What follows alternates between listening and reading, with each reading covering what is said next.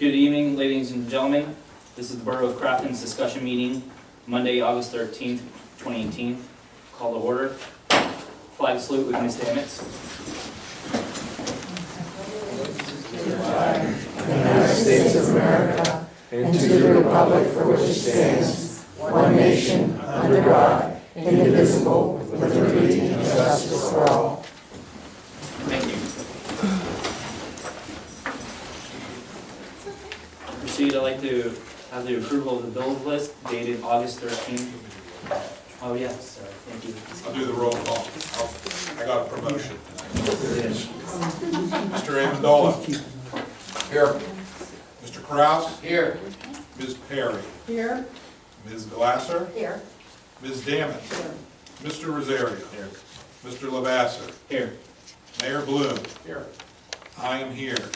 Engineer is not here. And interim manager Kazarowski is not present. On vacation. On vacation. All right, now we're going to move forward with the approval of the bills list, August 13th, 2018. So moved. Seconded. Any discussion? All in favor? Aye. All that opposed? Approval of the bills list. Thank you. Moving forward with the approval of the minutes dated July 23rd, 2018. So moved. Seconded. Any discussion regarding the minutes? All in favor? Aye.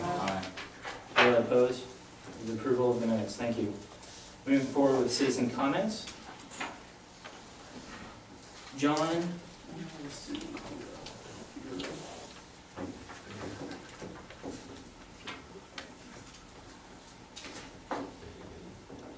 Just checking to see if there are agenda items.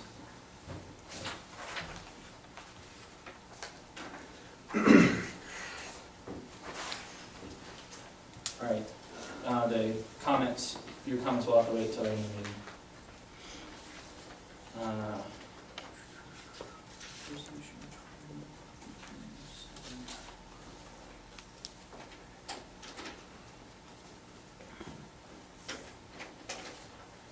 That's not on the agenda. Ken Arbuckle? Yes. Oh, your items on the agenda is gonna have to wait till the end of the public comments. We have another section for agenda items and non-agenda items. Okay. Thank you.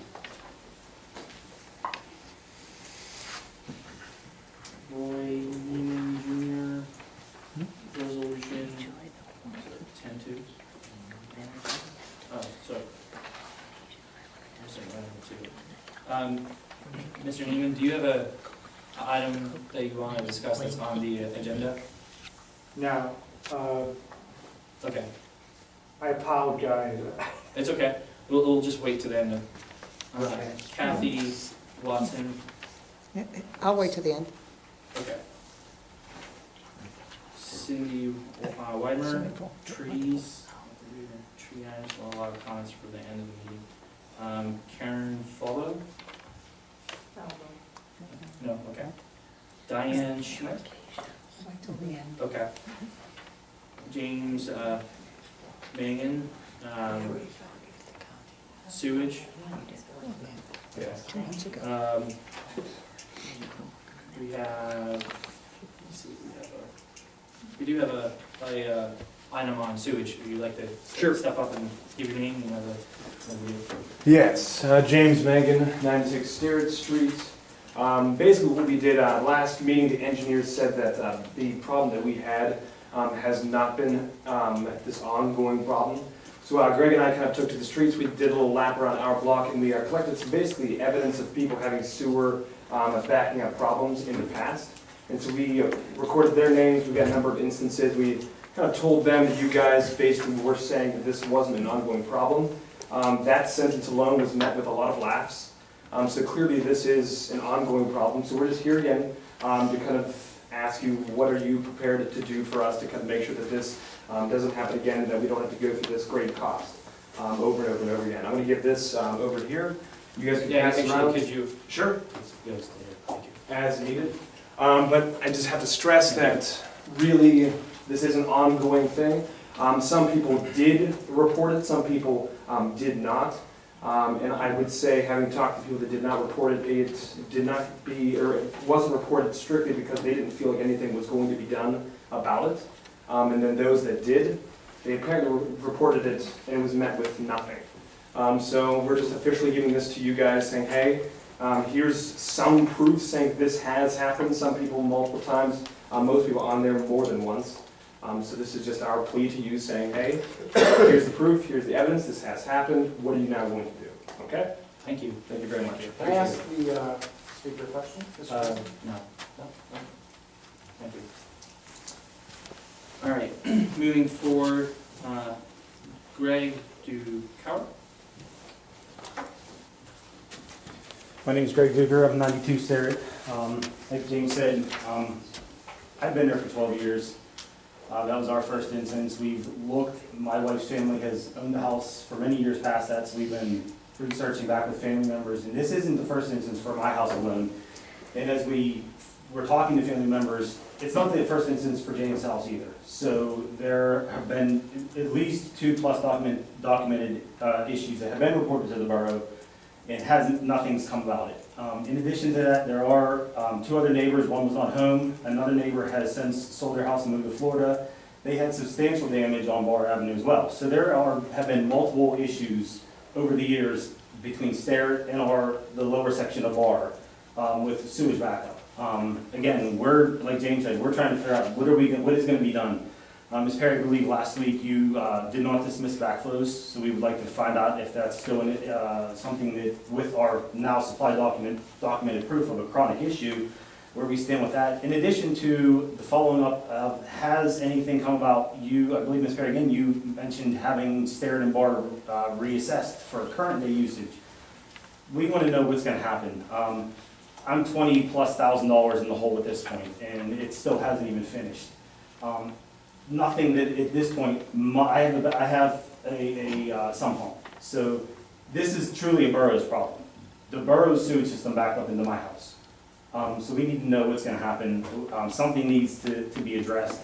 There needs to be some type of resolution at this point. I mean, this is just the beginning for us. At this point, we don't plan on moving, but you know, something needs to change. I mean, it's an issue. It's now documented. You have proof. Some neighbors have 6+ instances of flooding. Our neighbor across the street, she's been here for 50+ years. She doesn't even know how many issues of sewage backup she's had. So it's not an isolated act of God. There's more proof now, and we just are asking you guys to look at the 10, 8, 9 people that we have and the amount of occurrences. And there's been multiple damage and losses in our area. So we just are trying to figure out at this point where we go and what needs to happen to resolve an issue that's been kind of neglected for years now. Thank you. Thank you, sir.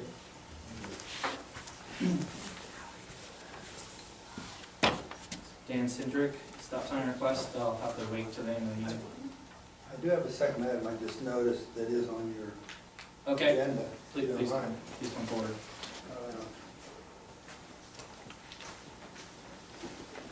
Dan Cindric, 45 Creighton Avenue. On Public Works motion number 1 to authorize the paving program. Whenever they were paving Vance Alley, which is the alley that goes from Bradford up past Bell, Creighton, and up to Crafton Boulevard, which is the side of our house, the contractors told us that they were going to come back to repair the yard damage that was done, the ground damage that was done, and they haven't. Okay. And I see that you guys have an authorization to pay them for it, but I was wondering, since they haven't completed it, do you Yeah, guys it's a want to partial, do that, this is a or partial payment. that's just partial payment? Correct. Okay, Yes. all right, yeah, that's the other question I had, thank you. Except that one for later. Yep. Okay. Thank you. And by the way, if there's anybody that has an issue with the road program, please send us an email so we can document them and make sure that items get amended and put on the punch list. Can I mention another item regarding the sewage and the road program? Yes, you can come back up and talk about the road program. My name's Greg Duker, 92 Sarah Street.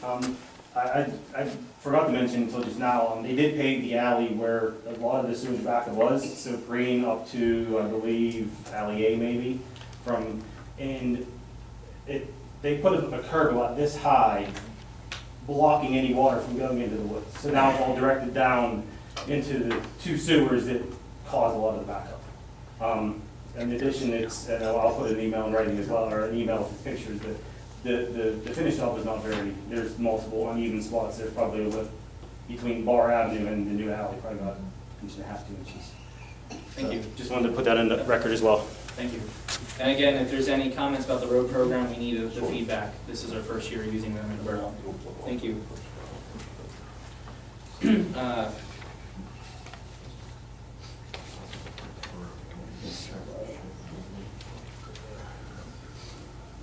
Mr. Anthony Saba, your item appears not to be on the agenda. I'll have to wait till the end. We can, yeah. Okay. Richard L. Young, parking, same thing, be addressed at the end. All right. Can I say something? The road. You- Road. Yeah, I'll add you. Charlotte, P. 800 Clearview Avenue.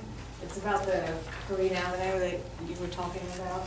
They, when they redid it, they did put that curve on both sides. On the one side, it is really high. If you have a low car, if two cars come, you're gonna damage the underneath of your car, the way it comes up, and the road goes down on this side.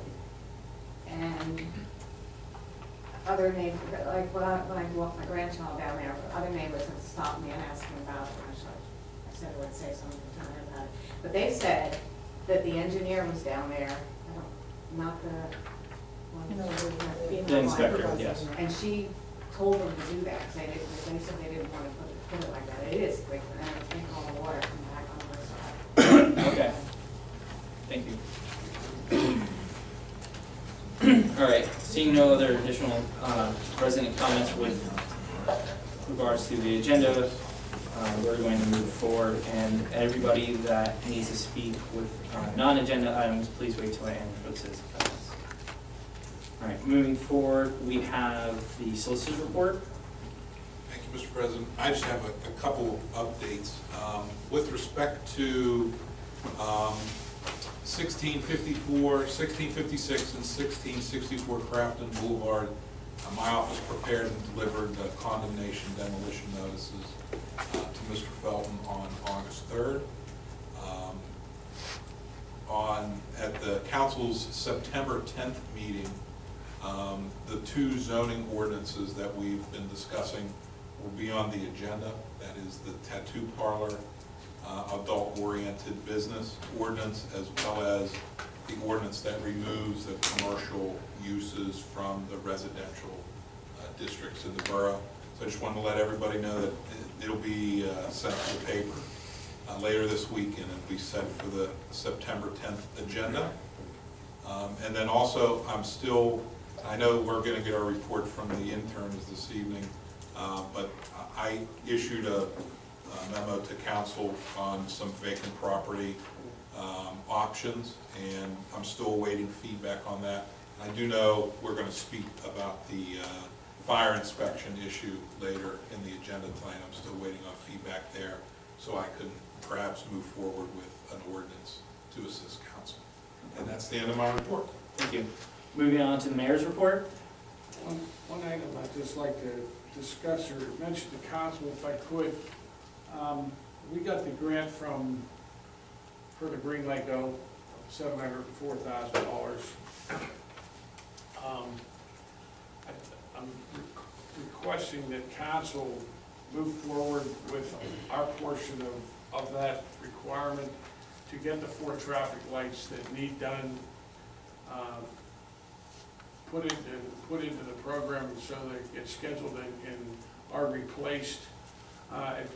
Everybody's familiar, if you come up Steuben Street, you have overhead lights, overhead lights, overhead lights, overhead lights. You get to Steuben and Noble, and you have an old antiquated light on a pole. We've had a lot of accidents in that intersection. People don't see the light, the way that they are. So Steuben Street's been upgraded through construction, and the accidents happen at that intersection, the accidents happen right here at Bradford. No, because you get one bulb burned out, that shuts off the intersection. There's no backup. There's no backup light, in other words. So then the officer has to, call out Public Works to replace a light bulb at 1 o'clock in the morning. You can't shut the light off because now you need 4 stop signs because the vehicle code says traffic lights out, you have everybody stops at an intersection. If there's no traffic lights on, you all gotta stop. Dinsmore, East Crafton, and Noble Avenue also is old and antiquated, and it just doesn't work right for the amount of traffic. The traffic light at West Crafton and, Cornell and North Linwood, it's as old as the rest of them that were back way before I was walking the streets in this town. Okay? The same traffic lights. They're the same ones. You cannot replace fuses in them in a rainstorm because they go out. I heard that somebody wants to put them in a museum, right? Yeah, that's where they belong. I want to buy one of the old standards or whatever they've done. But I would like to see the council move forward with that and allocate our percentage of the requirement under this grant and to get it and upgrade it. We're talking about upgrading our community all the time, and somebody drives into town and they got these busted up old traffic lights at intersections. So that's all I have. Thank you, Mayor. I think we're with you. Moving forward to the summer intern presentation with Christopher Bell and Eduardo Solomon. Hi everyone, sorry we were too late. We're at Ingram giving a similar presentation. We could do a virtual presentation as well if you'd like. Otherwise, we print it all out on one sheet, which is a record for us. Would you be able, or is it going to take you a while? It would take a little bit. Okay. Yeah. All right. Hi guys. This is our last few days here at the Borough. My name is Eduardo Solomon and this is Chris Bell. We've been working on data and GIS related stuff in the area and also doing some zoning analysis, looking into vacancy and blight, a little bit of economic development, and building out a dashboard for the code enforcement officer so that she can do her job better. And with that, we just want to go over briefly some of the accomplishments we've made over the last 2 months, in addition to the tangibles we will be giving to you and the next steps.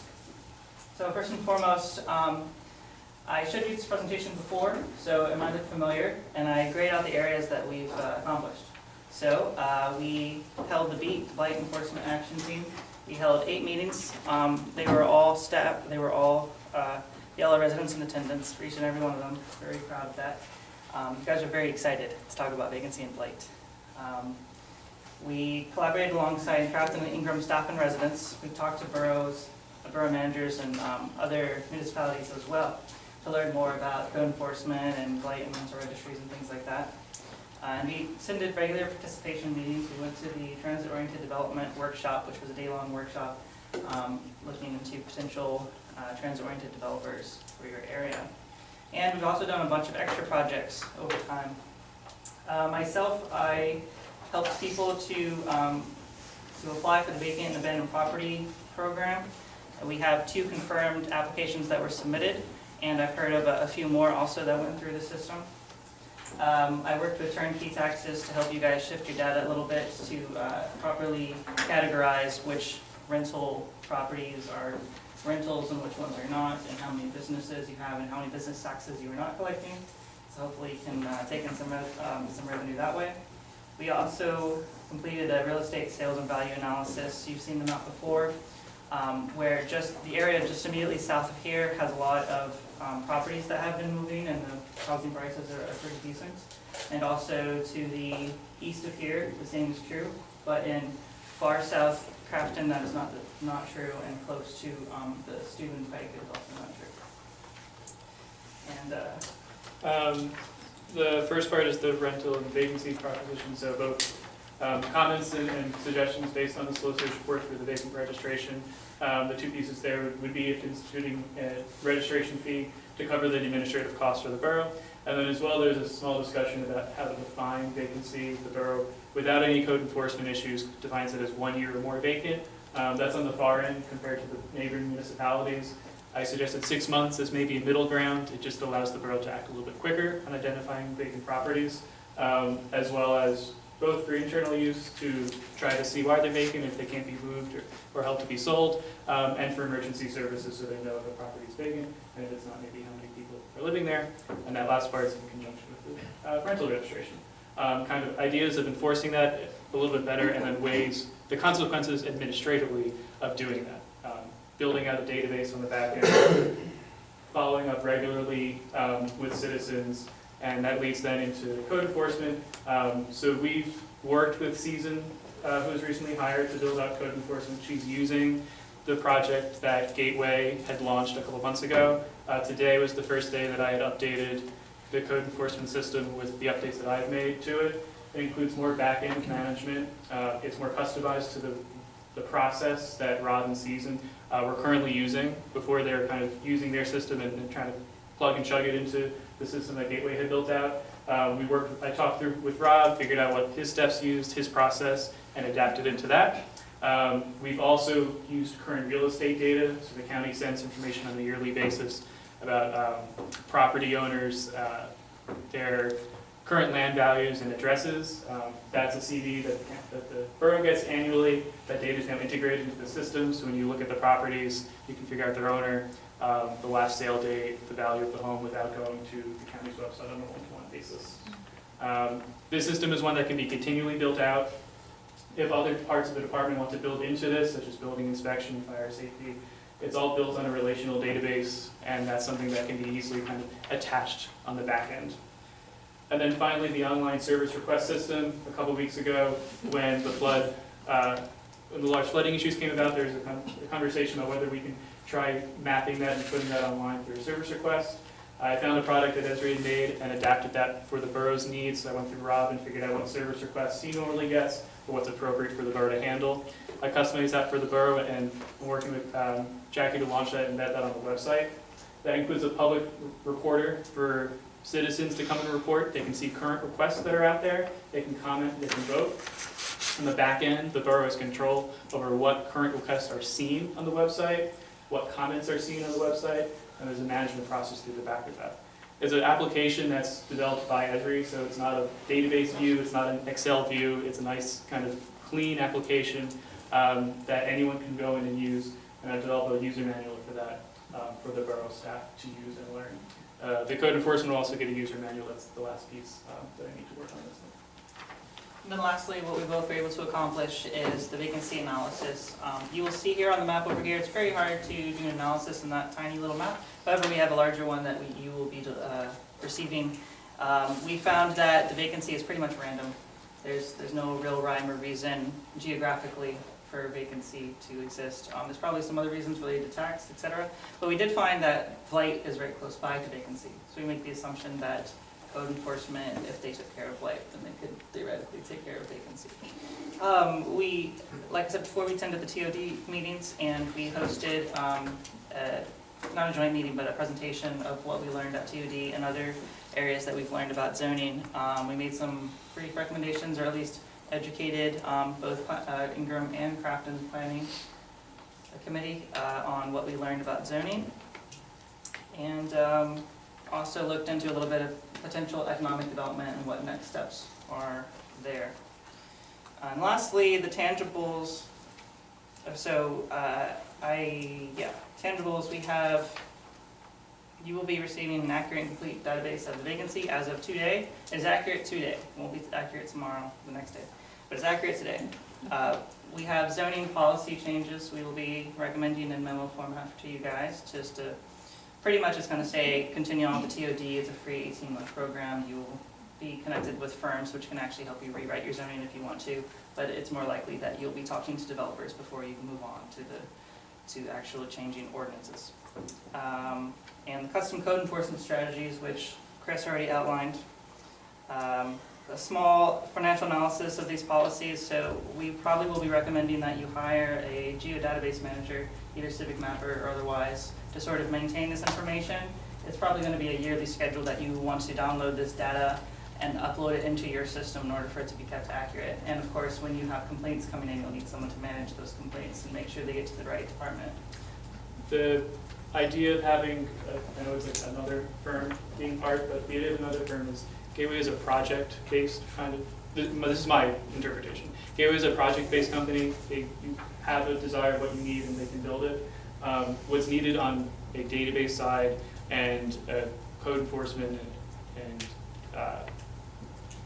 long-term side is a data process firm. So the Civic Mapper has been a great partner in understanding the data process, understanding how that can be used in ARC Online. That is their expertise. Their expertise is working with small governments. So whether it's them or another sort of firm, it allows the borough to kind of say, hey, this is the process we want to do, and then they can help map out ideas and either borough staff can implement them or some other person, an outside hire can come and do that type of work. So it's not just to kind of add more people, but it is a different specialty. And we'll, of course, outline what those costs would be so you can make a better decision. And we'll also be giving you a long-term report of long-term goals and strategies for the borough area past us.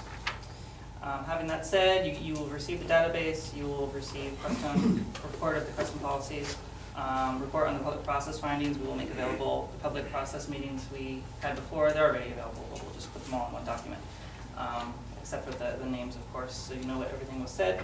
And of course, we'll write you an exit memo of the itty-bitty little stuff that we did. Chris already has given you the rental and vacant property registries, the memos for those, as well as creating an interface for code enforcement. And he's given you the service request form, the interface there.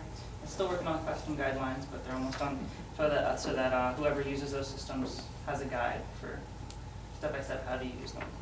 And then here's some neat maps of what the vacancy map looks like. Like I said, it's very hard to read on here. But then you also have down here the public reporter. So you can, the interface, so you can report on water and sewage, you can report on trash. This is for the public. So public can go into this application and report these things. You can report tree issues, road issues, blight issues, animal issues, etc. And I believe it has comments and the ability to put your name in competent info if you want to. Yes, it is. You can do anonymously, and every option under there and every specific problem is customizable to the borough. So we already took out a lot that the borough doesn't handle. And if there's specific issues, if you just want to roll it out for water and sewage in the times of need, that is completely possible, and that can be done. So of course, the next steps, we recommend that you guys continue with the beat. It has been attended every single week. We probably recommend that it'll be once a month or so, and that it would be run by the residents, but that you at least have one council member in attendance who can report back. Hi, Roy. You gonna continue the beat for us? Mr. Mayor, can I speak? Mr. Mayor, I'm the president. I'm sorry. I was gonna say, we have to keep order. We're just gonna move. If you'd like to comment, please wait till the end at the end. But I know you've been a proponent of what's going on. Yes. Thank you. Fantastic. Thank You you. guys don't know how much they work. So yeah, very excited. They want to continue the beat. Roy was there in attendance at least 2 weeks. We can give you the information how to continue that if you would like. We recommend that you integrate existing code enforcement issues with the process that we've rolled out. I think Season is already pretty integrated, so that's pretty good. We recommend that with these vacancy maps, they can hopefully help you to make real decisions about these properties now that they have X marks over them. You know where they are, and the information about the owner and the price and their tax delinquency and stuff, that you can make real decisions about these properties now. We recommend that you continue with the TOD workshops. The next one is in October, and then the one after that is in November. They're very fruitful, they're free. I mean, there's no reason not to. We recommend, of course, that you finish with your rental and vacant registry ordinances. Those are very important to push through, as well as potentially explore contracting assistance with other more specialized firms, which can help you to use these tools in the event current staff doesn't want to, doesn't have the time, or you can't, or for whatever reason. So. Knows that a lot of the work that we've been doing, the research, the data, has been either publicly available or information the borough can request as a municipal government. So the steps that we've done, especially the research that Eddie has done to make the vacancy maps, can be replicated all that's there. So hopefully this is a system going forward that can be maintained without necessarily us two here, even though we would love to. But thank you so much for having us here in Crafton. I know personally, and I know you too, it's been a wonderful time getting to know you all, getting to know everyone in Crafton, learning about the town. We're local in Pittsburgh, so it's nice to be here. You guys did a great job. Thank you very much.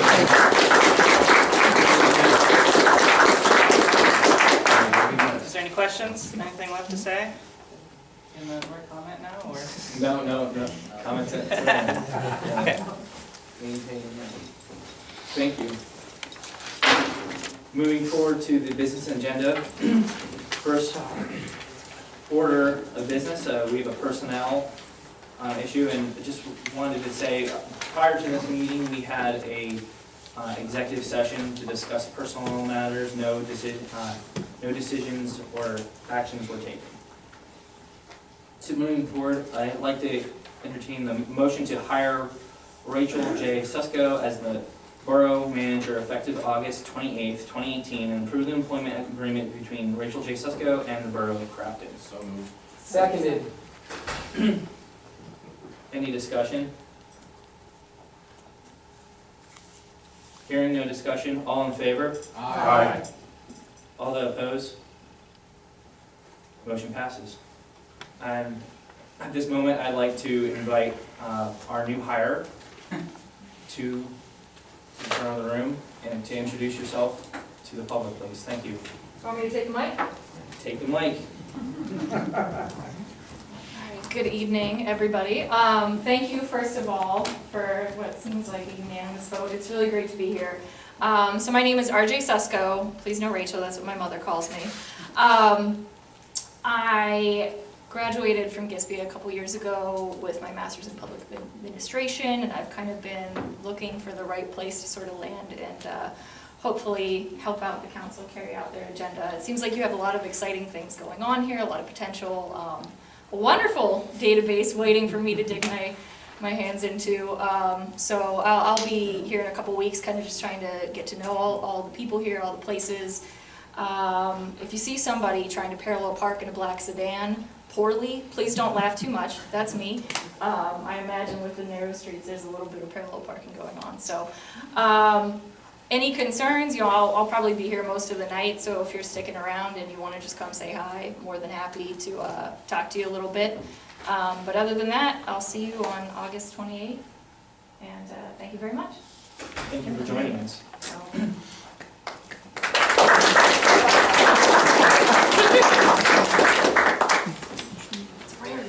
All right. We're going to move forward with a motion to hire Kathy Spinweber as part-time crossing guard as recommended by the police chief, Mark Sumter. I so moved. Second. Any discussion? Hearing no discussion, all in favor? Aye. All that oppose? Motion carries, thank you. Moving forward to finance, an announcement, Crafton Borough was awarded the Allegheny County Act 167 municipal grant in the amount of $2,000 to help with the cost of developing and adopting a stormwater management ordinance that complies with the Allegheny County Act 167 stormwater management plan. All right. Thank you, Steve, for your help. You're very welcome. Moving forward with Public Works, we have a motion. This is a partial payment. Authorized pay request number 1 in the amount of $107,174.77 to Independent Enterprises for the 2018 road program as recommended by the Gateway Engineers. What question, So should we moved. be waiting on that? Oh, I'm sorry, Seconded. that's true. Okay. Okay. Should we even be holding a little more back on this, since we seem to have had some issues up there on Green Alley, and I don't know that other part of the alley. So this is a, I know it's only partial payment. yeah, I think at this point, we have about an additional $300,000. Oh, even though it was not finished, Yeah, It's okay. yeah. okay. Yeah, we recommend, we don't want to be bad actors here, so we have to move forward with good faith. Any other comments? All in favor? Aye. All that oppose? Thank you, motion carries. Motion to concur with the recommendation of Shaycog to reject the award of contract B manhole-to-manhole lining to Insight Pipe Contracting LLC, the only bidder of the joint municipal sanitary sewer lining Year 12 program, and to concur with the recommendation of Shaycog requesting to rebid this portion of the project. So moved. I'll second it. Any discussion? Do we have any information? So, from what I understand from the engineer, there was deficiencies, and they just, and Shaycog wants to move forward with rejecting. Thank you. Mr. Solicitor? I don't know any, I have no additional details, but if Shaycog is making that recommendation, I'm sure it's for good reason. Okay. All in favor? Aye. All that opposed? Okay, motion carries. Moving forward, a motion to award the Clearview Avenue Road Reconstruction Project, Stormwater Management Project, Phase 5, as recommended by the Gateway Engineers to A. Folino Construction Incorporated, bid amount of $479,715. So moved. Seconded. Any discussion? Yeah, on agenda number 1 that came out on Friday, it was listed under discussion items. But it seems like overnight it's been put on the new agenda as a motion. Are we not gonna have any more discussion? We're voting right now on this, right? Yeah, this is the time to have a discussion. And This is the time to have the discussion. correct. Okay. Then I have a couple of questions. I'm gonna vote against this, and my reasons are that I have not been shown that this is gonna help the people at Starrett Street. Do you know, are they putting in a retention tank up there? Where, on Starrett? On the Phase 5 project? Yes. They Yes. are. Correct, yep. I got a notice to bidders from Gateway, and it doesn't mention anything about any retaining tank. And all it says is that they're gonna replace the bricks and the cement with asphalt. They're gonna replace the curbs, and they're gonna add new storm sewers. And I can't see without my glasses. Inlets and manholes. Mm-hmm. Doesn't say anything about a retention tank at all up there. And I have another question about, thanks, Roy. Oh, I can't use those. It doesn't say anything about the retention tank, which you just said they are putting the retention tank in. It doesn't say anything about that. The other question I had is that the size of the sewer lines that they're putting in are 15 inches, is that correct? The Or sewer. do we know that? The lines are actually the tankage. So what's happening is, there's actually gonna be installed pipe, and each section of pipe becomes capacity, it is the tank. Well, it's my understanding that these sewer lines, the new ones that they're gonna put in are 15 inch, and they're the same size as the ones that are in there now. No, there is no stormwater infrastructure up on that part of Clearview. So that length is actual equal, as I mentioned in previous council meetings, to 1/3 the overall length of the project. So it's, So they don't need the retention tanks. so those are storm, The retention is in the pipe so itself. those Is tanks, that what you're saying? so what I think you're referencing to is the storm scepters, those large concrete vessels that they put under.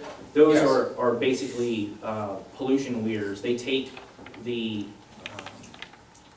let's say, the refuse, leaf litter, plastic I'm bottles. not talking about the manholes, No, this is. I'm talking about the retention tanks. So the retention tank for the whole project has been oversized pipe, okay? The tanks that were put in, those are called storm scepters. Storm scepters are meant to weir out all the refuse, and they also act as ejectors. So we have a couple ejectors up there that are built into those storm scepters, and in the event that there is a overflow situation, that overflow comes down over the bank, there's a rock riprap, and it goes into something called a bioswale. Because we haven't finished the project, those ejectors go into service or activate more quickly because we have not completed the tankage needed, and the tankage comes in the form of the oversized pipe. So completing the last phase creates a situation where we have the extra capacity. And in the design process, it was asked that they upgrade the pipe to ensure that we had enough capacity to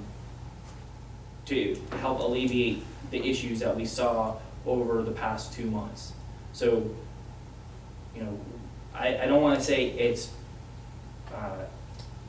it's definitely not a fortunate situation that we found ourselves where we have to make an upgrade. However, at this point, we have the ability to make an upgrade and upsize the pipe because we haven't put the pipe in the ground. So now, with the current, as bid, as designed, phase 5, we've taken what we've known from the past 7 years of construction, and we've built additional tankage, and up until the point in the future that we are actually able to separate downstream and actually separate all that fresh water and put it where Alcosan actually wants it, which is completely outside of the Alcosan system. So this is the last phase of the project, and hopefully this helps alleviate issues, takes the peak out of the curve, and we don't have sewer. We can try to avoid sewer backups, and we can try to alleviate discharges into Chartiers Creek. So this is, again, one of the projects. We're going to be able to use this project to help demonstrate compliance and adhere to the consent order that's coming down the pike. And then in addition, this project should tie into, we probably have 5 to 8 major projects that are going to have to be underway here over the next decade in the borough that alleviate the stormwater management situation and to help Alcosan achieve its end, which is to take the fresh water out of the system so they don't have these overflow situations. So in an attempt to understand what we, the discussions that we've had, I availed myself of the opportunity to talk with Engineer Minsterman today to get a little more concrete understanding. And a couple of the really important things that he emphasized is, yes, it is phase 5 of a project that started planning over 10 years ago. That the first 4 phases of this project were pushed into 4 years in order to comply with the grant money that we got. And at that point, we made a commitment to finish phase 5 on our own. One of the things that's very concerning is that if we don't hold our end of the bargain, when we go back to the well for more grant money to do more work, they will not look favorably upon us if we do not carry out our commitment to finish the entire project. And as you just mentioned, we have a consent order coming up at the end of the year, and a large portion of this project will go to meeting the requirements that will be coming down. The other thing that because I know, Fred has made a comment about Sterrett, and we have the people from Sterrett here. A vote for this does not mean that Sterrett is not going to get paid attention to and not going to get addressed. This is something that's been in the works for a very long time, and we know from what has happened that we have to look at Sterrett, and we have to look at what we can do for that area, and looking at getting some more metrics that I just want to underscore that voting for this project does not mean that we're leaving Sterrett high and not dry. Thank you, Mr. Kraus. Since we have some folks on Sterrett here that have recently had some unfortunate flooding problems, a rhetorical question to the body would be, if we can't complete Clearview in a 10-year phase, how in the world will we ever complete something like Sterrett. So from my point of view, you know, if we're ever gonna tackle some of these other issues, and the folks are here to tell us about those issues, and I'm hearing them loud and clear, I think part and parcel of getting these other projects done is showing the town and the voters and the taxpayers that we can actually complete our commitments and follow through on game plans that we set out for ourselves. So, you know, would Sterrett Street wanna be halfway done and have another June 29th flood? I think not. So the residents on Clearview are no less, they have as much skin in the, they have as much skin in the game as Crafton Avenue or Belvedere Street or whatever street you wanna say. So I'm solidly in favor of finishing what other councils have started, because this council is gonna start things that other councils are gonna need to finish. Thank you. Does anybody have any additional comments? Yeah, lastly, I mean, the last reason I will vote no is because it's not in the budget this year. It was not budgeted for. So that's the end of my comments. Thank you, Mr. Amendola. Any additional comments? All right. With that being said, I'd like to have a roll count vote, please. Mr. Amendola? No. Mr. Kraus? Yes. Ms. Perry? Yes. Ms. Glasser? Yes. Ms. Damas? Yes. Mr. Rosario? Yes. Mr. Lavasser? Yes. Motion carries 6-1. Thank you. All right. We have an announcement here on the agenda. Crafton Borough received the final Octane Grow grant reimbursement in the amount of $13,740 for the Thomas Street separation project. Moving forward to discussion items, we have a resolution number 2018-11, 2019 MMOs as required by Act 205, police pension, in the amount of $63,491, non-uniform $93,066. So, Mr. Mayor, could you just elaborate on that so everybody understands and to move forward to have a motion to move forward with the resolution? To maintain the pension funds and the 63,000. Every year that the borough is required to make contributions, both with the police pension under, what is that? I forget what the act is for the municipal police officers. Yeah. And also then you're also required to, you're maintaining your non-uniform amount. This is a contribution towards the tally that goes down to Harrisburg. Yeah. It's just a necessary item that's been going on for years. This is nothing new or anything like that. In the letter, it said that we should take our time to look at it. I know we recently received it. It says we have till September 28th. I was wondering if we should give the new manager an opportunity to look it over or make sure that the math's right. Is that all right? Discussion item, when wait a second, RJ, when she moves into office, she would have ample time to discuss that with the chief and I. Okay, so that's all Prior to right? Yeah, I would, there's no big rush. Okay, all right, thank you. All right, moving forward to, we have a memorandum that was provided by the solicitor evaluating fire inspections. We had another fire close to the borough of Crafton, and I think Crafton Oh, yes, they did. Crafton assisted, and so this issue of fire safety is fresh on everybody's mind. I mean, every time we look up and take a breath, we see another commercial property that's been impaired or destroyed by fire. So it started out around Christmas time with what happened to McKees Rocks, and then moving, and even before that, we had the Foster Plaza fire, of which it actually impacted people close to us, the people that work here in our community.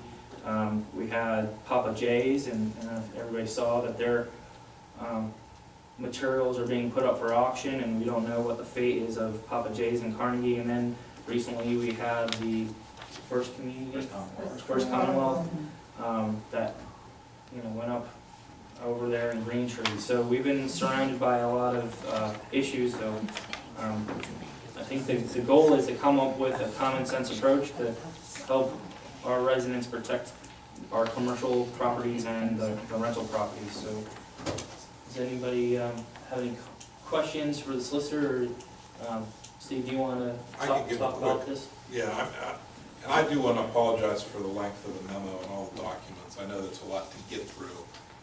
And it's an important topic, but it can be dry. So I thought I could boil this down to a few salient points for council. First, the International Fire Code gives the borough 3 opportunities to conduct inspections. One for an operational permit, which is related to certain types of businesses in the borough, not all businesses and not multifamily residential structures. Secondly, there's a construction permit, and that's for new construction to ensure that the fire suppression systems, et cetera, that are being installed meet all the code requirements. And then there's a reasonable suspicion inspection opportunity, which if the borough would receive information that a property may not be meeting the codes, fire code, you have an opportunity at that point to investigate. And from what I've been hearing from council is that there was a desire to have a more structured or regular system. So I provided 2 different approaches that I think you could consider. One is the Mount Lebanon approach, where Mount Lebanon actually went in and they amended the International Fire Code to include these types of additional inspection opportunities for multifamily and most businesses in their community. With that, because you are amending the International Fire Code, you have to run all of your amendments past the Pennsylvania Department of Labor and Industry.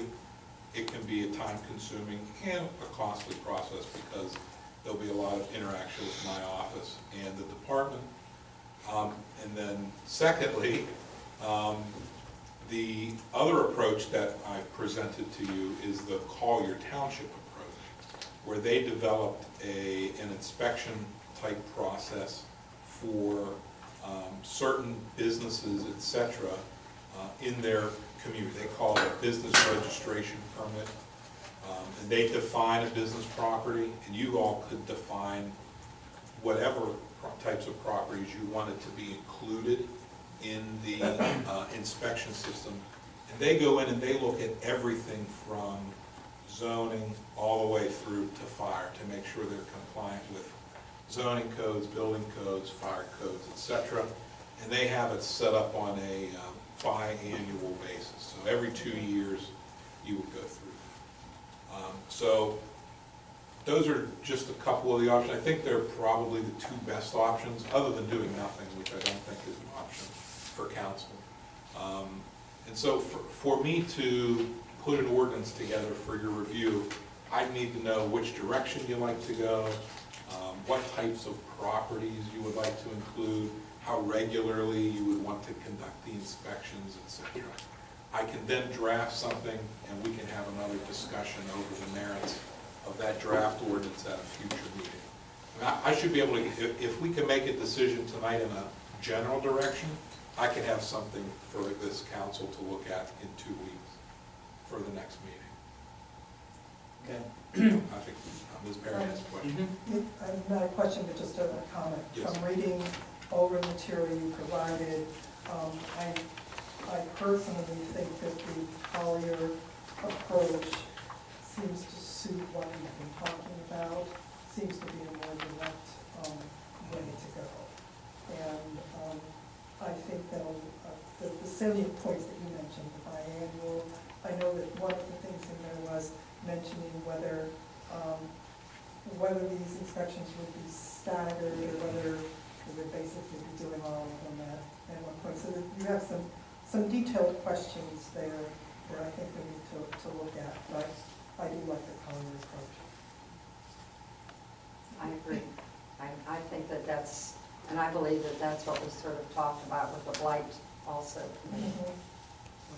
Yeah, Basically. amending the IC, International Fire Maintenance Code was not something that any of us had ever really, I mean, that's not on my agenda at least. So from my point of view,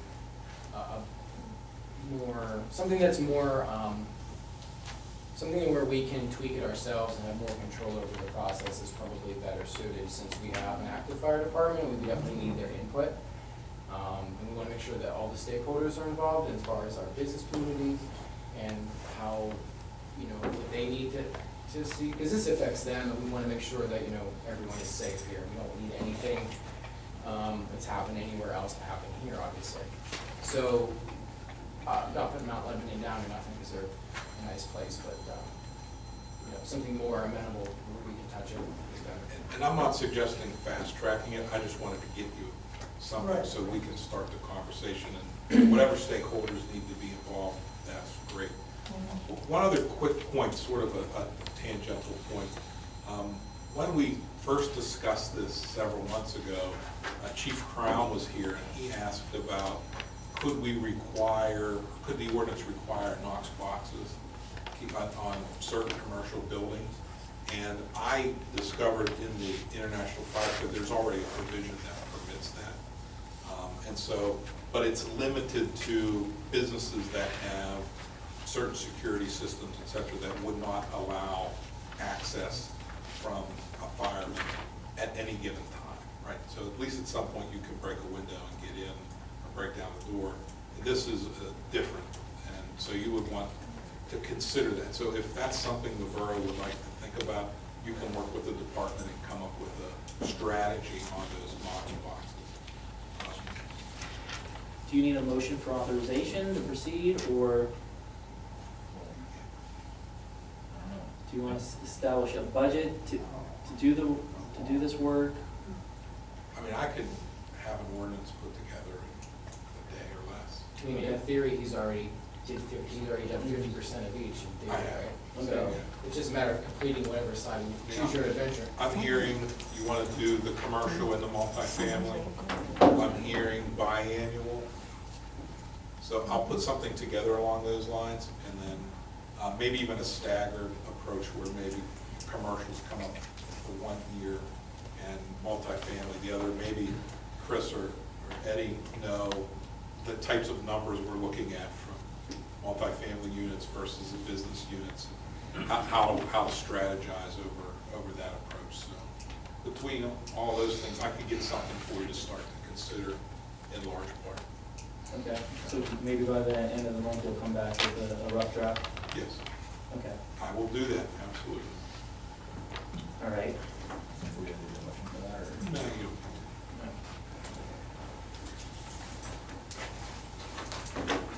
Thank you. Thank you.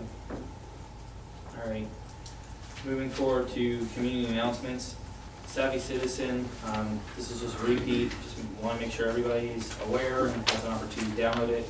It's downloadable as an application for your smartphone, tablet, or other device connected to an application store. This is a great method of communication to become aware of all the different events that take place within the communities surrounding events. Kristen has been doing a wonderful job. She actually was able to acquire the schedule for the school district taxes, so there's a little reminder there, so nobody misses a critical date and ends up having to pay a penalty there. So I appreciate that. Concerts in the park continue Thursday, August 16, 2018 at 7:30 p.m. The band is a Community Band South. We have this senior dinner Saturday, August 18, 2018. Doors open at 5 p.m. I think Marcia and the rec board have come up with something fun. That's to enjoy the Hawaiian themed, the Tuka's Polynesian Island Magic. So it's a live show. Yes, it is. All right, so there should be some wonderful entertainment there for the seniors. Moving forward, the school district tax, Tuesday, August 28th, 2018, 1 p.m. to 4 p.m. down at the Borough. Friday, August 31st, 2018, 9 a.m. to 12 p.m. Another announcement, 2018 side yard and blighted structure program. It's been accepting applications through August 31st, 2018. More information may be found at our website, www.crafton.org, and I believe at the end of the month, we'll have a treat. Our website has been receiving a overhaul, and we should be able to show the public, and we'll have a discussion about what the new URL will be.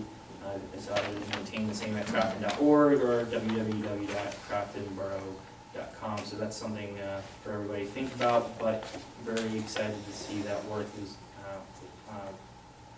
completed, and the staff have been fully participating in that process. So just want to put that out there. And now we're going to move forward to additional citizen comments. So we're going to go back to. One more thing. Oh, go ahead. I'm gonna add a question about the trees and who owns them. We have a problem on the street that they're putting new handicap ramps in. There's a tree in the way, and one wants the tree left, one, or else they're gonna come off the handicap ramp up and down over the roof.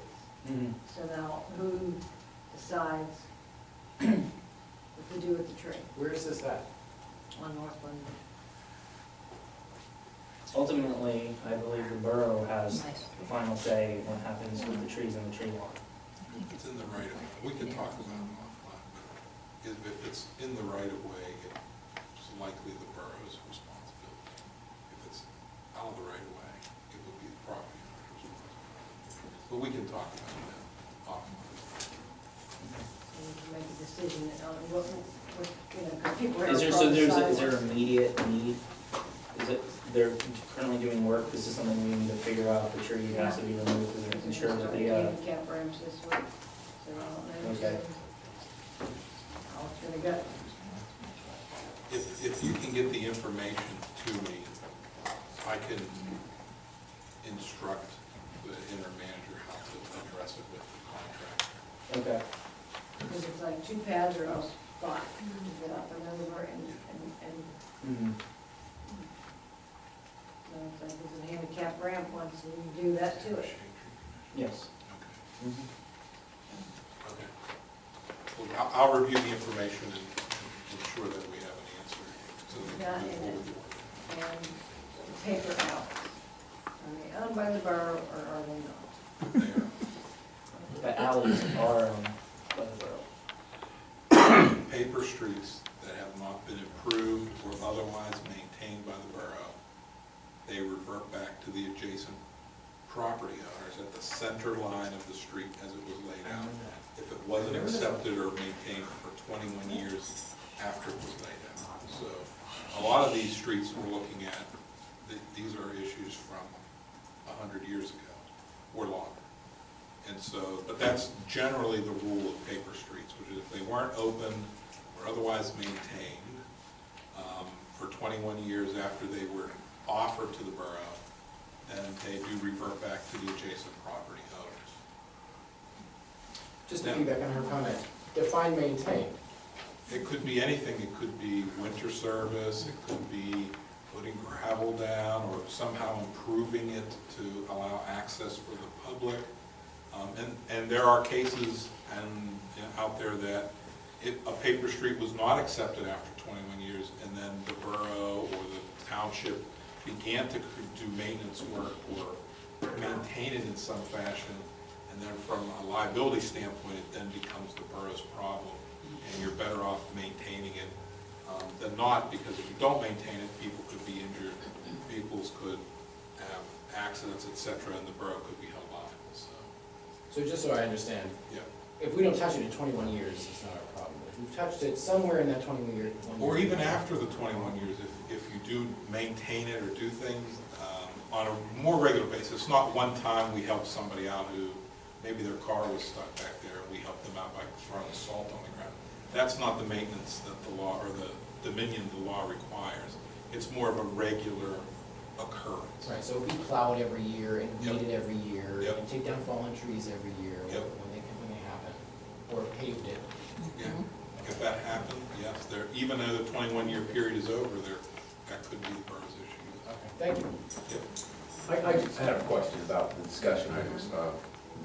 Originally, on the original agenda, there was a discussion item about this library letter that we got about parking. Are we not gonna talk about that tonight? It's been taken off the agenda in the renewed agenda that was sent out overnight. Yeah, so over the weekend, when we were looking on the drive, we did not see the document. So we didn't want us to talk about something that we hadn't read, so. But since we're bringing it up, we can discuss that. So no one has seen it yet? Maybe we need to wait 2 more weeks, huh? Yeah. Okay, that's fine. Yeah, that's the logic behind that. I see, okay. Okay. All right. Wanna move forward? All right. So, moving forward to additional citizen comments. For those items that weren't not on the agenda, John, if you would like to come forward and name and address. Yeah, John Rashowski, owner of 92 Noble Avenue. This February is going to be 8 years since I've been trying to get something done with the Calabrese building. I heard rumors that something is in the works now. Just need a little explanation, maybe a start date and maybe a finish date is when the Calabrese building will be torn down or revamped. Okay. At this point, that's currently being worked out. We have members of council, we have the solicitor working on that. We had an appraisal. We also had interest from the owners to donate the structure to the fire department. And so currently there's dialogue and we're waiting to hear back from the owners on what direction that will go. So you can stay posted and we should have a clear path. Did you give them a particular time period when they'll get back to you? I know when Mike was alive, I was in court with him for 3 years prior to his death. And they kept on the magistrate, okay, so you're gonna give me a 30-day extension. Give me an idea about what you're gonna do with the building. He comes back, give me another 30-day extension.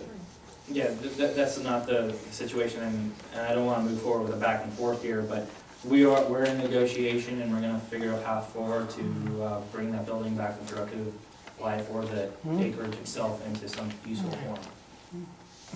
So you think you're going to revamp it, or are you going to? Well, there's parties involved and we have to figure out what the plan is moving forward, but something will happen. Also, in between the buildings of my building and Calabrese, there's a raccoon nest back there where the trees have been overgrown in the back alleyway. Something should be done about that before maybe a kid gets there. I was working on the rooftop deck of my building, and I saw 2 raccoons and 3 little babies going into the back of Calabrese building. Okay, we'll call animal control. Okay? Thank you. Thank you. Let me note that down. Thank you.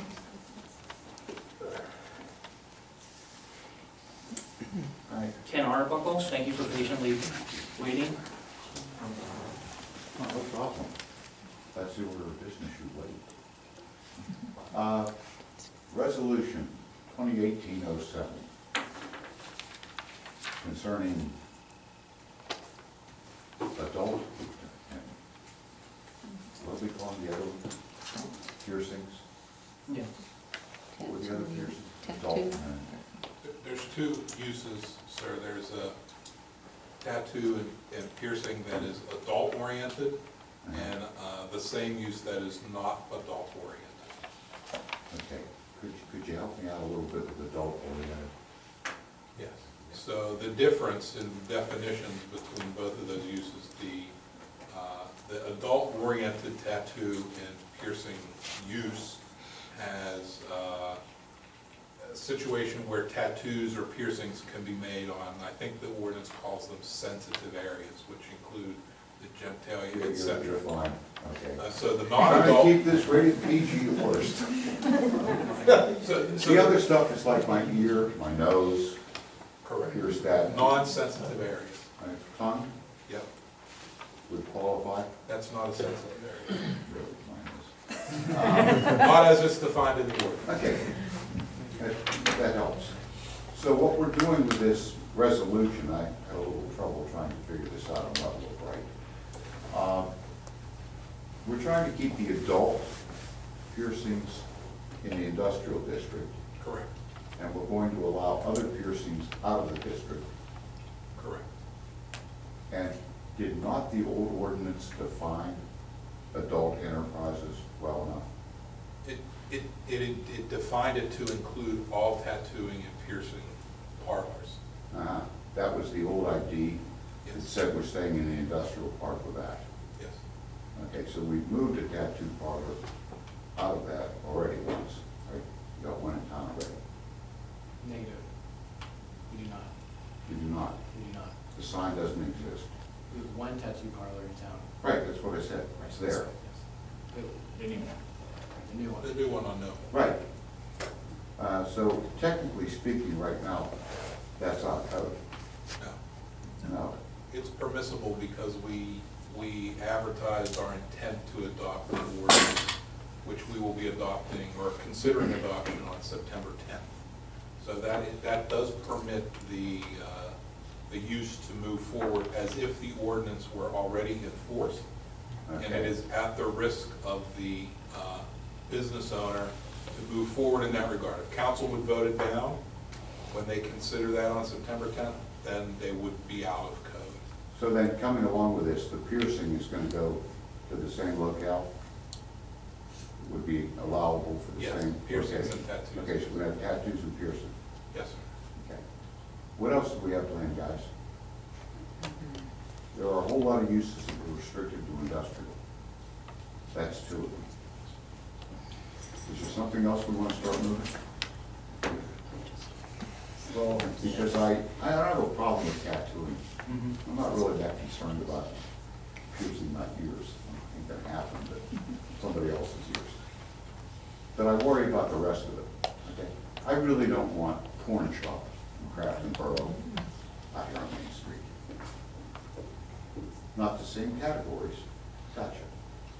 But are we about done with that? This is where we're going with it?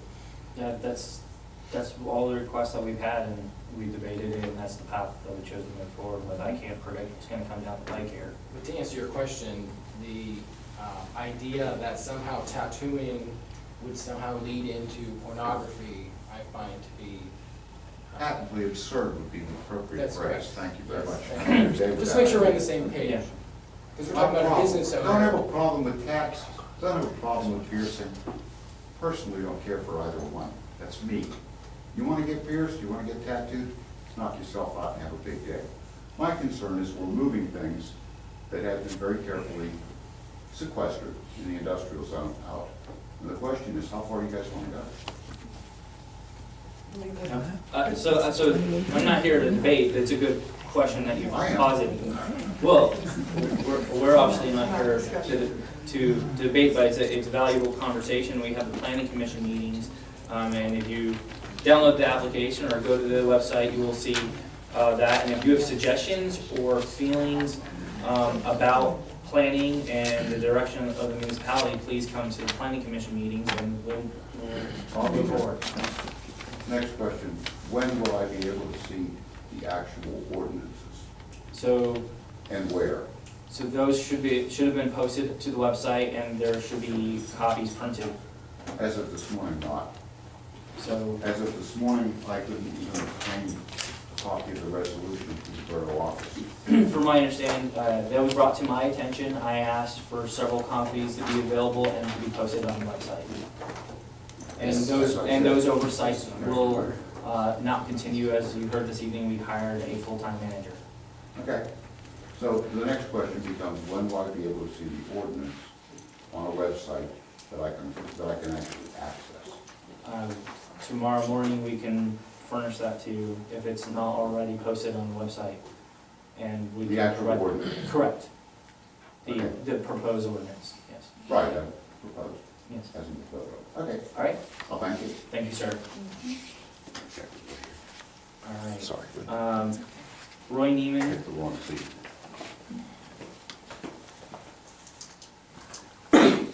I apologize. And- I will not take up much of the council's meeting. I was sent here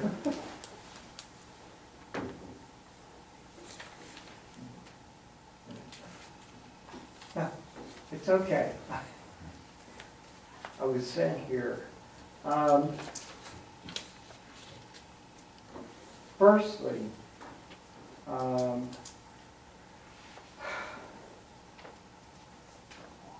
do we deal with a wetland? I know, I'm gonna back into this. For the children who use our baseball field, they're not CIT fields, or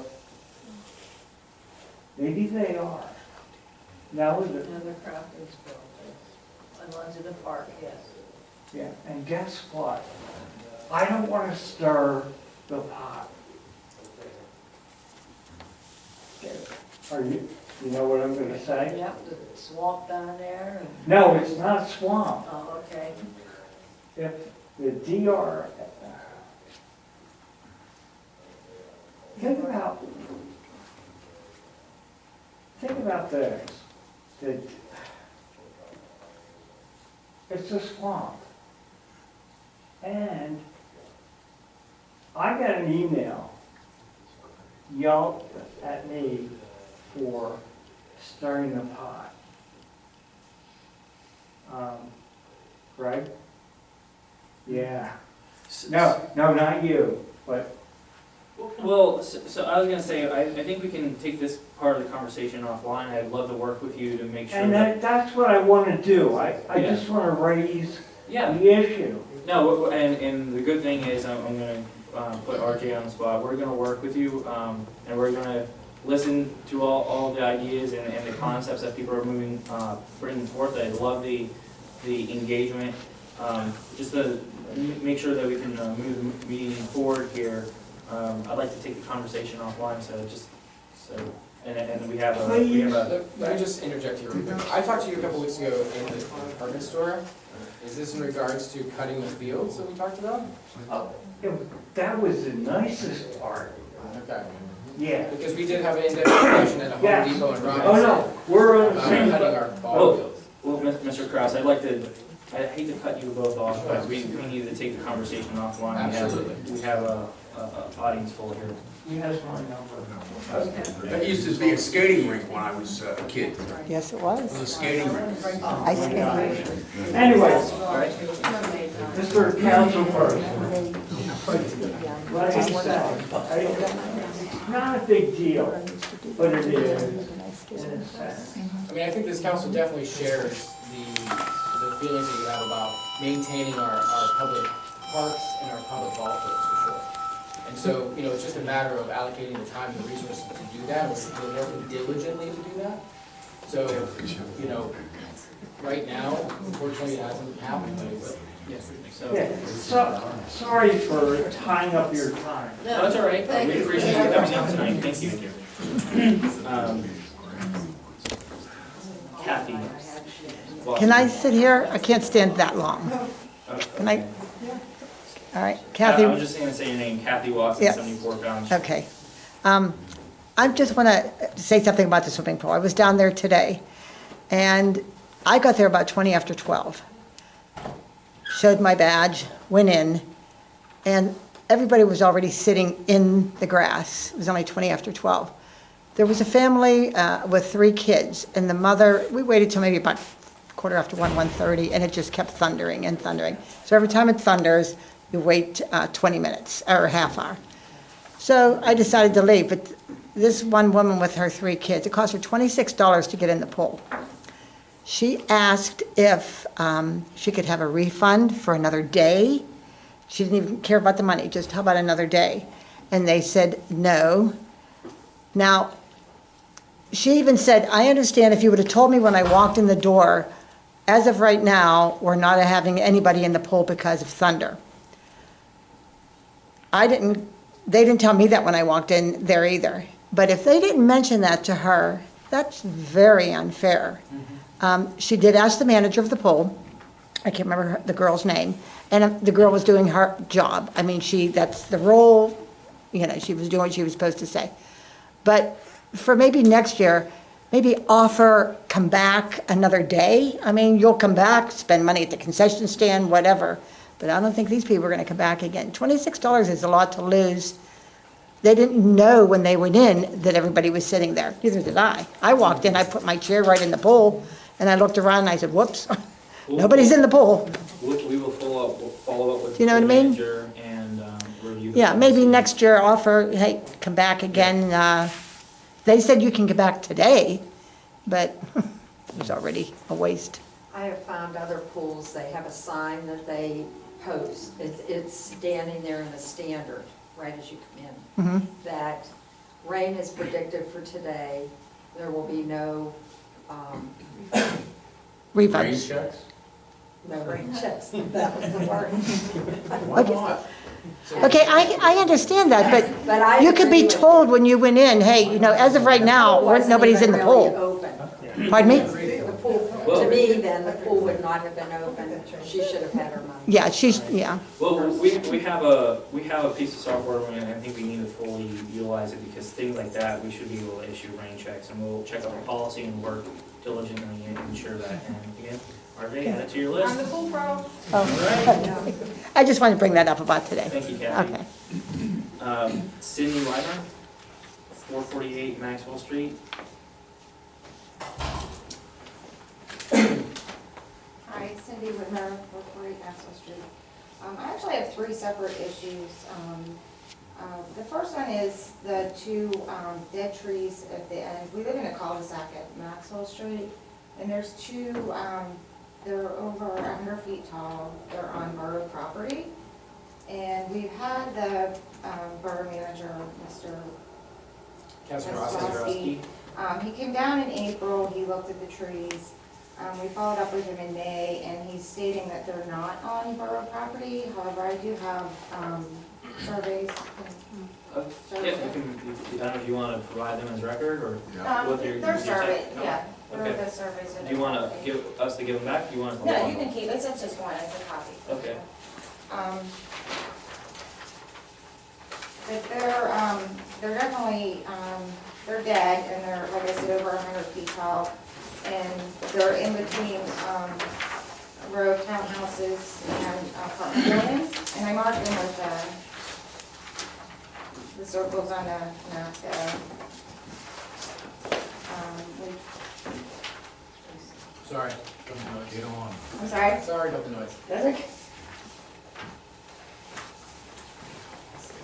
So you're lot number 3? Which lot are you? We're,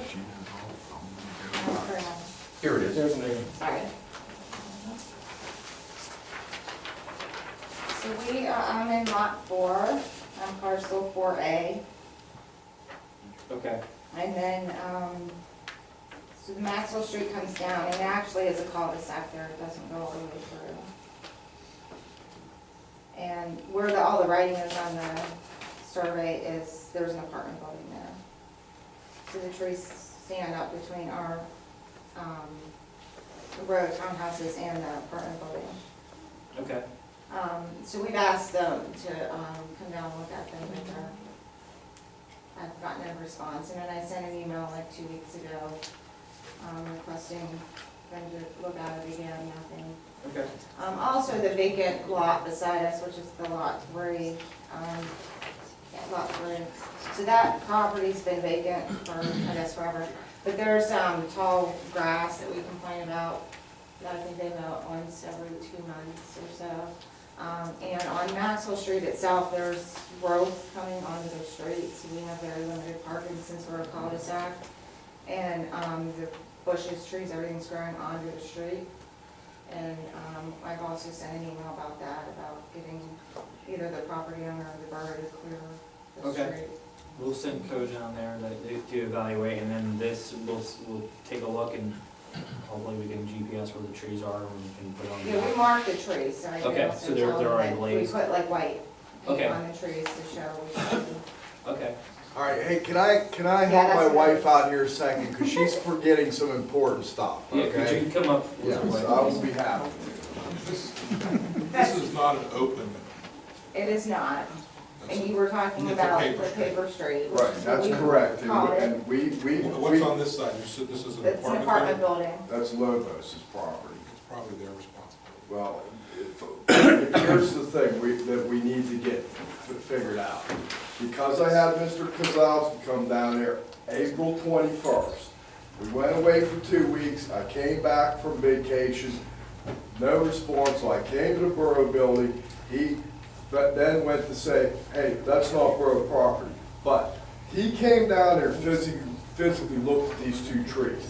These 2 trees are dead. One is gonna fall on my home and destroy it, all right? So he, at that point, now back in April, he should have been able at that point to figure out whose trees they were, send out the notices like is on your tree thing with trees that are dying. I mean, I'm imploring you guys, if you come down there and look at trees that are this tall and you knock on them and they are hollow inside, and they're gonna come down right through my townhouse. I'm not gonna wait to die in my bed sleeping. That's how bad this problem is.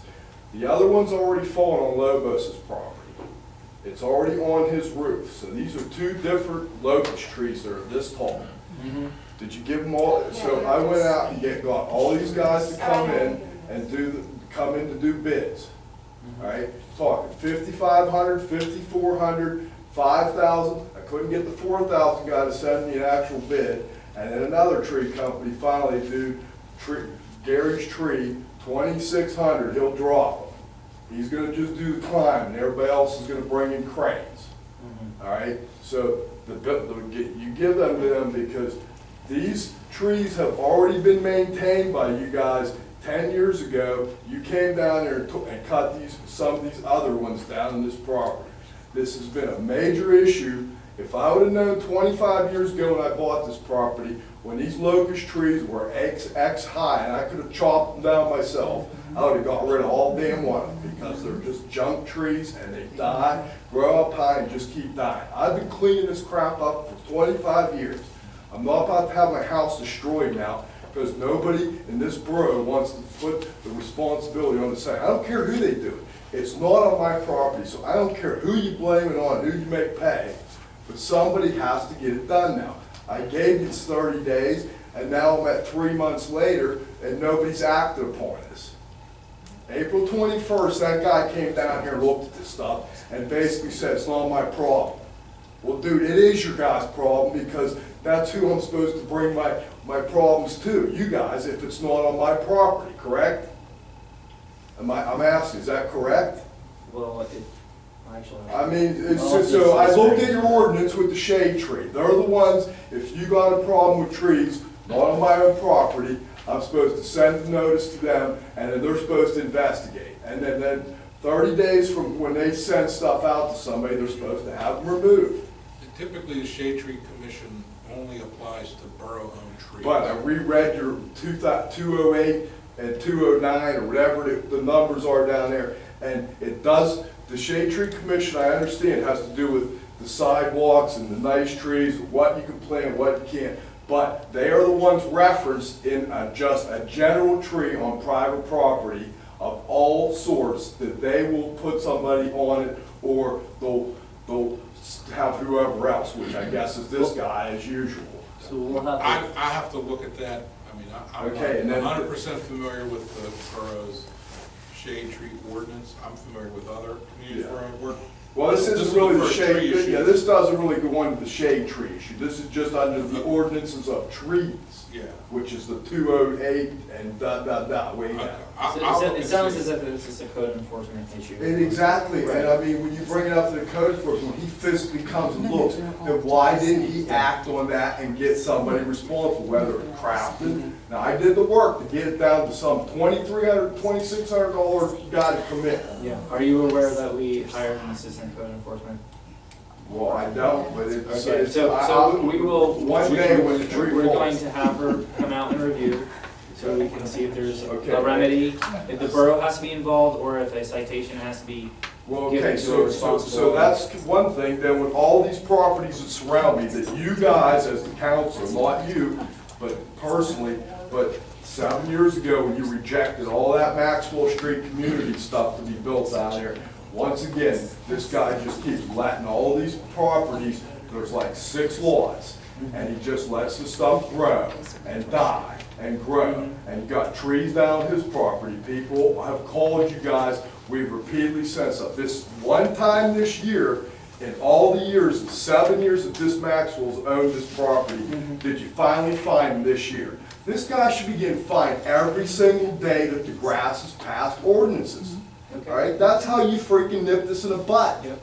All right, this is bull crap. No, I'm hearing you, and I. That's why I didn't want to come up there. That's because I knew I was gonna get That's crazy. all right, but hopefully you heard the intern's presentation. And here was, You know we're and making I'm gonna progress. let you, and then the third thing was this, all these bushes on the street. All right, one of the reasons you rejected Mr. Maxwell Street Properties' whole deal was because all the people bitch down there that there's no parking.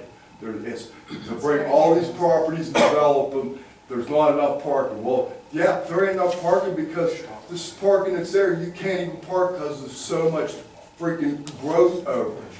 Once again, if you don't want to maintain what's on the edge of your street, then get this guy that owns this property fined so he gets somebody down there to clip the stuff. I've done it myself. Yes. I'm Yes, sick sir. of doing it, man. You know, it gets old. Yep. Well, we're hearing you, and we're putting processes in place to address these issues. Okay. Thank I you. hope it gets done soon, but when you talk about, this guy talks about that baseball field down there that's been there for 20, my kids played 20 years ago down there. I'm a grandfather, can you believe it? All right, and that one field he's talking about's been a swamp before you've been around here. It's pathetic. Nobody can go down and play in that swamp field. And that's been, so you guys talk about this stuff, but never anything gets done. All right, sorry. Thank you for your comments. All right. That's why I won't be back for another 25. All right, moving forward, Karen, follow up? Your name and address. Dello, 257. The Giant Eagle down at the Crafton Shopping Center did for some period of time have a large container where you could dump phone books. But they've taken it out, I guess, because there was some problem with people putting food in it instead of the phone books. I wondered if we could do something here in the borough to get that kind of container, maybe behind the borough building, where the people in the borough would still be able to come and dispose of their phone books. Okay, we will talk to Waste Management, we have a recycling program. We pay for a recycling program, we'll talk to them and see if we can get something set up. Okay, thank you. All right. Diane Schmidt? You know what, I would like to be rotated to the end of the speaking list, please. Yes, ma'am. Anthony Saba? Name, address, please. Name's Anthony Saba, 568 Broadhead. I actually have 2 issues, so follow up from the last time I was here. So they came out, basically tore up the end of our driveway, reached out to the Public Utility Commission, like we had discussed last time, and we filed an informal complaint, and basically what they said was because People's Gas does not service our property, that's why we didn't get notified. So all the property owners that had gas service were notified of the project, but because we didn't have gas, they didn't notify us. It was actually, from what they're saying, what the Public Utility Commission is saying, that it was the borough's responsibility to notify us, because it was a project in conjunction with People's Gas. Don't know how true that is. Basically, the next steps, the Public Utility Commission is saying that we should file a formal complaint, which would require that People's Gas respond not with one of their employees, but with attorneys. So essentially it would cost them money, put them on the line. I just want to know who's responsible, because now we actually went home tonight, they started cutting out the asphalt in front of our house. So we're probably gonna wake up tomorrow morning and the asphalt's gonna be torn. We're not gonna be able to get out of our property. We're gonna get a knock on the door, we did that Tuesday, to remove our vehicles at 6:45 in the morning, otherwise we're not gonna be able to get out. I understand they have to have access to the property, but there's also, they have to allow us to access our property as well too, and give us notification. And the other thing is, and from what it sounds like from everybody here, Department of Public Works, he really needs to start communicating more. There's numerous times where I've reached out to him, there's nothing. A lot of residents here, they seem to be upset because we do reach out to Department of Public Works, nothing's done. It's like we're hitting a dead end. I know there's new management, everything's going on, but that's something that I really think the council and the new manager should focus on, is communication, because this whole mess started with us reaching out to the borough to make sure we're not stepping on anybody's toes, so that way we can work in conjunction, so that way, I don't want to wake up in the morning and then see I can't plow my driveway. Or they're doing work and no, I'm in their way of, some guy working hard to finish this project. So I want to see from the borough standpoint how we should proceed, because I don't want to file a formal complaint and then basically go around in a circle for the next couple of years. All right. Thank you for coming. I'm sorry you're having the difficulty. I will personally call Peoples and I will talk to their field foreman and we will see what we can do. I know they told me, the Peoples rep, they want to hear when we have problems. All right. It seems as if this is not abating. This is not being resolved, so we will move forward. The interim manager is on vacation, so I will personally address it. And if there's anything that needs to be forwarded to the solicitor, I will then forward it to the solicitor. Okay. And then the other is just a follow-up. I know last time we discussed the parking in front of St. Philip's. Another thing also is, so people have been parking at the end of Broadhead as well, and we did look. The collision center lot is empty. It makes it extremely difficult when we're coming up the hill in Broadhead that there's a car parked on top, because essentially you're running the risk of going on your right of way that a car's coming down the other way. So I just wanted to see where we stand on that, if there was a discussion on how to make that parking issue around the church safer, not only for the people living in and around that area, but the people attending the church services as well too. Okay. We're done. We'll take a look at that. Awesome. Thank you. Richard L. Young. Young. Thanks. Good evening. I'm Richard Yount. I live at 2000 Crafton Boulevard. I've been there since 1987. This October, I guess it will be 31 years. I've never had reason to contact the police about any of my neighbors until about a month ago. When a truck parked, I'll be glad to show you the pictures, a rather large truck parked next to my house on the street. I called a couple of police officers. They came out on 2 separate occasions. They were very congenial. They were very professional. I spoke with Chief Sumter about a week ago. He was also very congenial, professional. And when they looked into it, it was determined that this vehicle is legally parked there because it has single wheels in the back as opposed to dual wheels. It is nonetheless a commercial vehicle. The problem I have with this vehicle, I drive a pickup truck and it is 6 feet 2 inches tall. I'm 6 feet tall. The vehicle in question here, may I show you the Yes, pictures? please.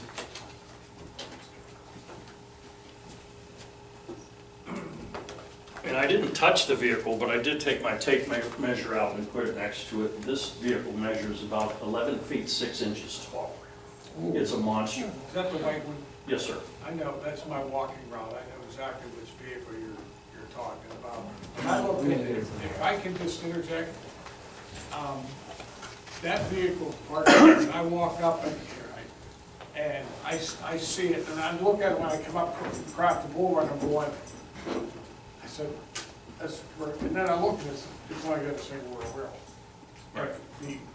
The commercial vehicle ordinance, which our officers were telling you about, it doesn't fall into that criteria as a commercial vehicle. I know exactly, and it should. And I 100% agree with you. I wanted to. Employer. I wanted to, well, you can have it with a commercial vehicle, but it can't be a dual rear wheel. Right. And this is a single rear wheel vehicle. What I'm saying is, there is a logo, a commercial company, we need to contact the company. Well, that way, but as far as within the ordinance, the way it's written, but I would like to see it, that in my opinion, there's too many vehicles that are right in that gray area, and hopefully maybe we could get counsel in to move in the direction to relook at the old commercial vehicle where it was written. When I was a young police officer here, it was written out long ago when it changed to permit. At one point, you were not even allowed to park a pickup truck on the street in Crafton. And that's what brought about the change, because people started driving pickup trucks and not cars anymore. They weren't commercialized, and so we went through that. So, The other photograph is where the gentleman lives. At the parking lot, you could park 3 of these trucks in his parking lot. That's the one that's empty. okay. 2-car garage with a large parking area. My neighbor wrote him a letter, very congenial. She showed it to me first and said, "What do you think?" And I said, "It is neighborly, it is tactful." It basically said in the furtherance of being good neighbors and so on, would you consider possibly parking your truck off-street? And the man pretended not to understand or read English. Wait a minute, clarification. He pretended not to read English, or he didn't read English? I couldn't tell, I mean, how do you know? Touche. And so that was step one. You know, go to the person directly and say, "Hey, listen, can you help us out here?" He was not interested. So I've come here to ask the council possibly to revisit the ordinance to say not so much how many wheels in the back, which I think is great, but how tall is the vehicle? And then again, it's 11 feet 6 inches tall. And it has a commercial registration. Has a commercial registration, and God forbid this guy has a great business and hires another driver and gets another truck you could park in front of your house. Picture that thing and that permit costing all of $10 is good for a year. So is this person blocking any of your entrances or exits to your? I'm sorry? Is this person blocking any of your exits or entrances to your house? No, sir, it's right on the street. Okay. However, Visibility hazard. Yes. however, if it were down closer to the intersection, I know a fire truck could not make that turn. Right. That then becomes a safety issue. And then when I have friends and family come and visit, they have to park a block and a half away because this thing takes up a couple spots. And it's, as you know, Crafton is tough for parking anyway. Don't we ever? Well, sir, we will have the mayor and the police chief take a look and then come back with some recommendations to council on how to amend current ordinance to take care of the situation. Should I come back in 2 I weeks? think you said your case, and we know that vehicles are changing, and there's a lot of Euro designs coming out, so we understand. Do you need to keep those?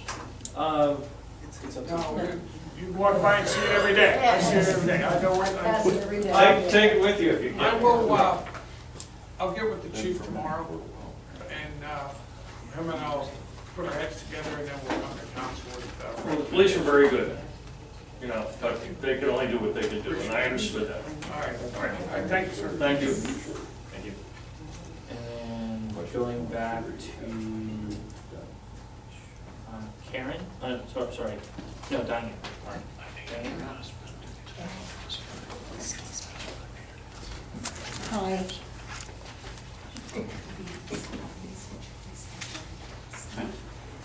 My name is Diane Schmidt, and I really didn't want to interfere with residents. I'm from Kennedy Township. And the reason I'm here this evening is to bring to your attention, Crafton's attention, about an initiative that is was presented as county council back in July to organize a countywide police review board. This police review board would affect all of the municipalities in Allegheny County. Excuse me. I believe that our community, I mean, I appreciate this, but I We have think a our, limitation on, it has to be a Is she community allowed to speak residence. as a resident? so are I you think we need are to you have a another resident? forum for No, this one. I'm She not. is not. I'm with her and I'm a resident. Okay, so. Then do you want to speak? Well, she has the paper and. We are only required to permit residents and taxpayers to speak at the meeting. So if you'd like to present it now, it needs to be by a resident, or we need to find another forum to have this discussion. I can see that it's an important discussion to have, but this is not the forum unless it's from a community member. Okay, thank you. Well, you do have the paperwork My email is on there. If you have any questions, please feel free to email Let me me. interject. Can we make an exception here? I don't, Well, the Then we have to make thing is, exception for I think we everyone. have the information, and I think we can move forward. I mean, I think we understand, but we do have to, we have to maintain some order. I've been very lenient as president of council to allow comments to go on beyond the customary 3 minutes. But we do have to draw the line in the sand here, and that is if the resident, if there's a resident in the room that would like to present on Allegheny County's Police Review Board presentation, that's fine, but we need to really try to maintain order. this needs to be done in another. Okay, I apologize, but That's all right. I appreciate the opportunity to Yeah. at least give you the paperwork. You can reach me at the email. All right, thank you, ma'am. All right. Seeing no additional comments on the sign-in sheet. Oh, sorry, Dan. Sorry, you have another, you have part two, right? Sorry, sorry, Dan. I'm sorry. This was the main reason. All right, sorry. All right. Dan Cinder, 45 Crafton Avenue. First of all, I want to thank council for authorizing the paving program this year and what they did, especially because a lot of it was done in the area where I live. Of course, every time something good is done, there's always unintended consequences. You've paved the alley very well from Vance Alley that goes from Bradford, past Bell, past Crayton, up to Crafton Boulevard. Now it's very quiet because there's no more potholes, but it's also very, cars are speeding on it. And there's a lot of kids that live in the area. So we've noticed that there's a lot of speeding going on, especially Vance or Crayton, where there used to be a big stone key there, right at the, holding the bricks back, and every time a car would come up there too fast, their undercarriage would hit. We could hear people swearing as they scraped the bottom of their car. Well, now it's very smooth, so they just go right through the intersection. I went to the Borough Council office and asked them about the possibility of putting stop signs in certain areas, and they said, I should go see the police department first. So I saw Chief Sumter and asked him, and he said I should really go to Crafton Council and ask them to do it. And if I can get other people involved in it, it would be helpful. So we did get a little petition up with people who bordered that area. And there's a little map on the back showing places where we'd like to see the stop signs. The most critical one though, and you may have heard this from the school board, is the one at Orchard Way, which is the alley behind the elementary school, where it hits Vance Alley. I don't want to blame it on the mothers of the school children, but that seems to be the majority of the people. Whenever school is running, they come flying down Orchard Alley and either make a right or left on Vance Avenue or Vance Alley without stopping. And there's been close accidents, even when I'm just walking down the street, walking down the alley. I know the school board is interested in having a stop sign put there also. Okay. I know there's a 15-mile-an-hour speed limit on it, but that doesn't seem to slow people down to a stop. And we've also indicated if they could put a stop sign on Vance Alley at 3 other places, it would be helpful. I know you don't have to put them on alleys, I understand that. But if you did put them up, that would be helpful. Okay, so we'll work with the mayor and the chief to do this, a traffic study if it's warranted. Also, since we still have the contractor still in the borough, maybe the mayor could give a recommendation whether or not we need any speed calming humps put in. It's much more economic to do that with asphalt than to do it with the rubberized devices. So we'll take a look at that and hear what Jim No problem. Chief has to say. And we may also have to contact the engineer if there's any kind of traffic study, but I'll know let the mayor take the lead on that. But we hear you, and you know, there's pros and cons to everything, right? Thanks a lot. Thank you. All right, I have one quick question. okay. You asked for the, or copy of the traffic study, did you get it? Do you want me to be honest? No, I didn't. Did it come in my email? Yes, it did. This new computer system I got, it comes in a DAT format. I don't know what DAT is, and my computer won't convert it. Did it come from Rob? They came from the borough, Because we got one and they didn't give us the right one, they gave us this. so I haven't seen it. I mean, whatever DAT, what's a DAT? I don't It's know. not that, it's a data file. Yeah, so it's not converting over to a PDF, and I Well, haven't, I've had several people say that, and so I've taken them and I can open them. I can't open it Yeah, with my so Mac. send it. Well, I have Send- them, but I have the, Well, it's not about the, just to clarify, it's not about the email Sorry. system, it's about formatting on the Xerox. Thank you for bringing that to our attention, and we will, take a look at that. So if anybody else has any issues, I'd like to move forward, with adjournment.